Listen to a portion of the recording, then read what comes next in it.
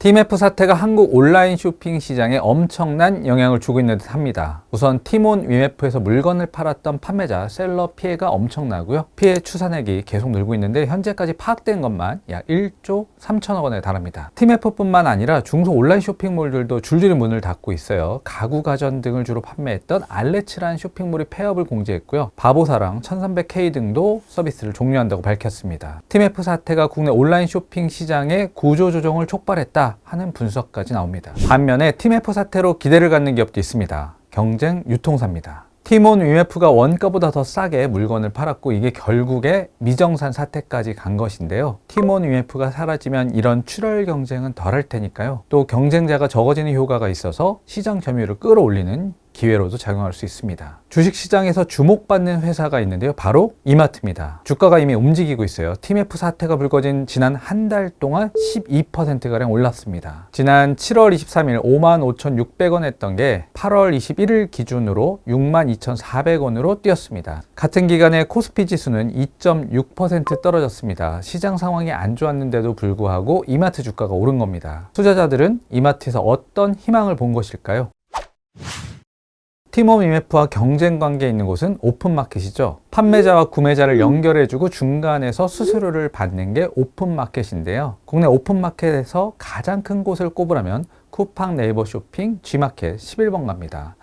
TMF 셀러들, 소비자들이 당연히 이쪽으로 이동할 것으로 예상이 됩니다. 그런데 사업 구조를 들여다보면 쿠팡과 네이버는 좀 달라요. 쿠팡은 물건을 떼다 파는 직매입 비중이 훨씬 큽니다. 오픈마켓은 매출의 약 10%에 불과해요. 나머지 90%가량은 직매입 사업을 통해서 올립니다. 네이버는 직매입은 없지만 사업 구조가 아예 달라요. 네이버에 입점해서 판매하는 셀러도 물론 있지만요. 쿠팡, G마켓 11번가에 입점한 셀러도 네이버 검색에 대부분 노출이 됩니다. 쿠팡, G마켓 11번가가 네이버와 계약을 맺고 수수료를 주기 때문인데요. 그러니까 네이버는 오픈마켓과 경쟁도 하고 협력도 하고 있는 겁니다. 네이버가 쿠팡 상품 많이 노출하고 팔아주면 그만큼 수수료도 많이 받습니다. 결국에 TMF와 가장 비슷한 곳은 G마켓 11번가라는 얘기인데요. 11번가도 요즘 어렵게 마찬가지죠. 거래액 매출이 계속 줄고 있고 적자도 아직 해소하고 있지 못합니다. 여기에 모기업인 SK가 11번가에 대한 지원을 끊어서 현재 매물로 나온 상태입니다. TMF처럼 되진 않겠지만 안 될 것이란 보장도 없어요. 그럼 남는 게 G마켓인데요. G마켓도 적자를 내고 있긴 한데 여기 모기업이 대대적인 투자를 하고 있습니다. 바로 신세계그룹, 더 정확히는 이마트입니다. G마켓은 사실 셀러들에게 존재감이 엄청난 회사입니다. 코로나 사태 이전까지만 해도 쿠팡과 함께 국내 온라인 쇼핑 시장 1등을 다퉜어요. 쿠팡이 직매입 시장에서 1등이었다면 G마켓은 오픈마켓 시장에서 1등이었습니다. TMF 사태로 피해를 본 셀러가 G마켓으로 많이 옮겨갈 것이란 예상이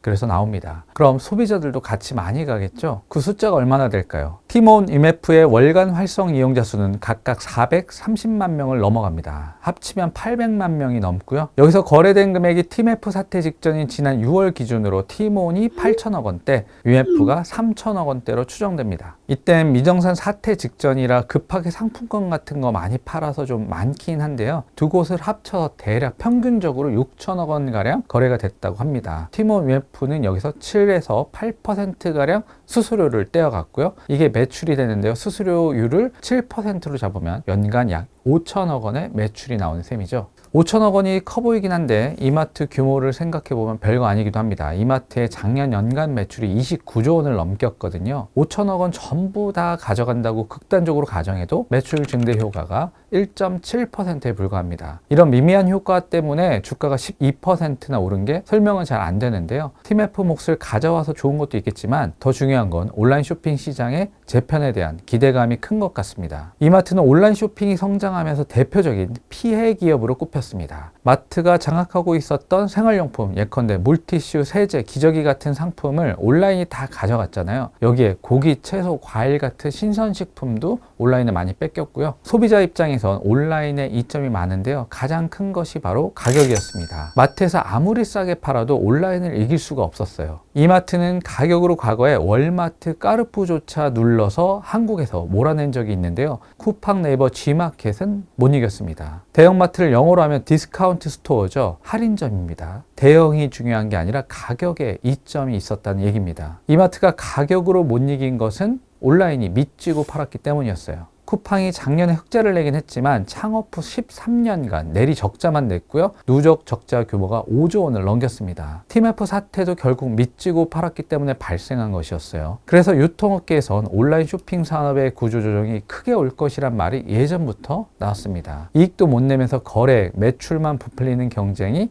비정상적으로 보였거든요. 그런데 TMF 사태가 확 터진 겁니다. 구영배 대표라는 사람이 나타나서 팀원 IMF뿐만 아니라 인터파크 쇼핑, AK몰까지 인수해서 한 번에 침몰시킨 것인데요. 이번 사태로 인해서 온라인과 오프라인 간 가격 경쟁이 다소나마 완화되지 않을까 하는 생각을 투자자들이 하고 있는 듯 합니다. 이마트도 온라인에 밀려서 고전하는 동안 자체적인 노력을 많이 했죠. 대형마트 이마트, 슈퍼마켓 이마트 에브리데이, 편의점 이마트 24가 상품 구매를 최근에 통합했어요. 과거엔 이마트 따로 에브리데이 따로 상품을 사서 팔았는데 지금은 같이 사서 팝니다. 실제로 2분기에 이마트의 마트 사업 상품 마진이 0.6%포인트 개선됐어요. 별것 아닌 것 같지만 유통사들 요즘 이익률이 2, 3% 수준인 것을 감안하면 꽤 효과가 큰 겁니다. 여기에 얼마 전에는 이마트가 창사 이래 첫 희망퇴직을 받았습니다. 매출이 잘 안 나오는 매장은 문을 아예 닫거나 식품 중심으로 리모델링해서 효율도 높이고 있고요. 쿠팡처럼 하려고 하다가 잘 안 된 온라인 배송은 CJ 대한통운에 맡겼습니다. 대한통운이 G마켓, 스타컴 상품을 로켓배송 못지않게 빠르게 가져다 줄 것이라고 합니다. 이 밖에도 이마트24가 이마트의 인기 PB 노브랜드를 팔기 시작했고요. 결정적으로 정영진 신세계 회장이 골프 인스타그램 다 끊고 경영에만 전념하고 있다고 합니다. 절치부심이란 표현이 딱 어울리는데요. 이마트는 어떻게 해서든 오프라인 매장의 경쟁력을 높이고 한편으론 온라인 쇼핑 시장에서 존재감을 나타내겠다고 합니다. TMF 사태로 찾아온 기회를 이마트가 잘 살릴 수 있을지